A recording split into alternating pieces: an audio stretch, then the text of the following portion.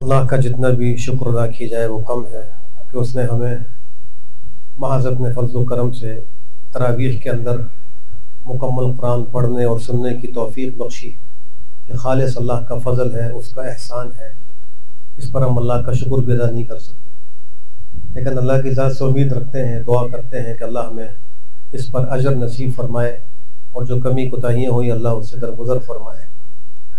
ختم قرآن کے موقع پر دو کام ضرور کرنے چاہیے۔ ایک تو اس عظیم نعمت کے حصول پر اللہ کا شکر ادا کرنا چاہیے، اور دوسرے استغفار کرنا چاہیے، اللہ سے معافی مانگنی چاہیے، اس لیے کہ یقیناً پڑھنے میں سننے میں ہم سے کوتاہیاں ہوتی ہیں، انسان ہیں، خطا کار ہیں، تو ہم اللہ سے اس پر استغفار کرتے ہیں اور اللہ سے معافی طلب کرتے ہیں کہ ہماری خطاؤں کو، کوتاہیوں کو، کمیوں کو اللہ معاف فرمائے۔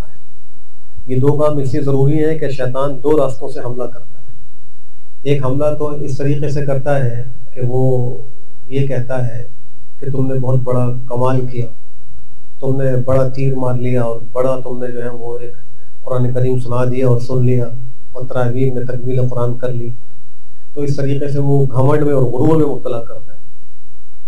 تو اس کا علاج یہی ہے کہ الحمدللہ، اللہ کا شکر کہ اللہ جو ہوا آپ کی توفیق سے ہوا، ہمارا کوئی کمال نہیں۔ اس زبان میں قوت اللہ نے دی۔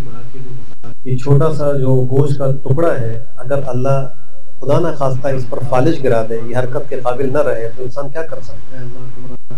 اللہ اس کے دماغ کا ایک اسکرو ڈھیلا کر دے اور وہ پاگل ہو جائے، کیا کر سکتا ہے؟ تو جتنے ہمارے اعضاء و جوارح ہیں، یہ قوا ہیں، یہ خالص اللہ کے فضل سے چل رہے ہیں، یہ اللہ کا احسان ہے، اس کا انعام ہے۔ تو ہم اس میں جب الحمدللہ کہتے ہیں تو وہ جو غرور اور گھمنڈ کی کیفیت ہے وہ ختم ہو جاتی ہے کہ ہمارا کمال نہیں، یہ خالص اللہ کا کمال ہے، یہ اللہ کا فضل ہے کہ اس نے ہمیں اس عبادت کی توفیق دی۔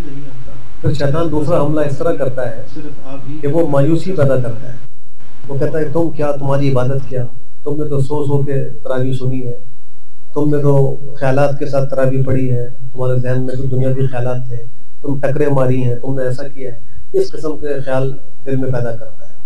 تو اس کا علاج یہ ہے کہ ہم مایوس نہیں، استغفر اللہ، اللہ سے استغفار کرتے ہیں، اے اللہ واقعی ہم خطا کار ہیں، کمزور ہیں، غلطی ہوئی ہے، معاف فرما دیں، اور جو عمل اللہ نصیب کرے اس کی ناقدری نہیں کرنی چاہیے۔ یہ بہت عظیم عمل ہے جو اللہ نے ہمیں تراویح کا اور روزے کا نصیب فرمایا اور اس میں قرآن کریم کی تکمیل کی توفیق بخشی، یہ اللہ کا بہت عظیم احسان ہے، بڑا فضل ہے، اور اس کی ناقدری نہیں کرنی چاہیے، باقی اپنی کمزوری کا اظہار کرنا چاہیے۔ تو استغفار سے جو مایوسی کی کیفیت ہے یا شیطان کا مایوسی کا حملہ ہے وہ بھی ختم ہو۔ تو نہ غرور اور گھمنڈ اللہ کو پسند ہے، نہ مایوسی پسند ہے۔ انسان کو چاہیے کہ وہ اللہ کے فضل پر اللہ کا شکر ادا کرے اور کمی پر استغفار کرے۔ ہمیں تو مانگنا بھی نہیں آتا، اے اللہ ارحم الراحمین، صرف آپ ہی کی رحمت کا سہارا ہے۔ اللہ آپ